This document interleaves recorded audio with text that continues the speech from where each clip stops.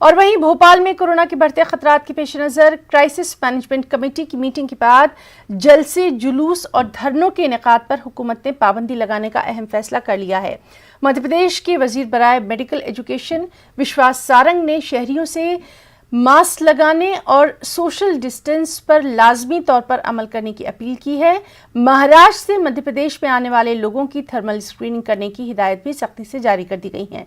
कांग्रेस ने crisis management के फैसले को चैलेंज भी कर डाला है। कांग्रेस ने क्राइसिस मैनेजमेंट कमेटी के फैसले के खिलाफ धरना करने का ऐलान कर दिया है और इस मामले को असेंबली में भी ले जाने की बात कही है।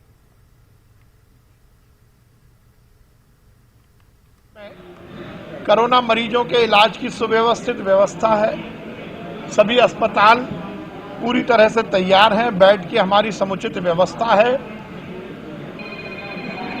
वेंटिलेटर हमारे पास समुचित संख्या में है और हम पूरी तरह इस चुनौती का सामना करने को तैयार है। परंतु कोरोना का संक्रमण ना बढ़े, इसकी जिम्मेदारी हम सबकी है।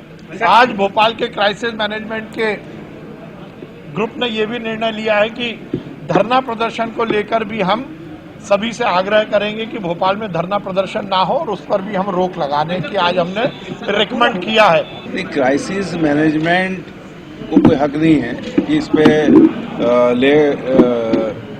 कि धरना प्रदर्शन पे रोक लगेगी।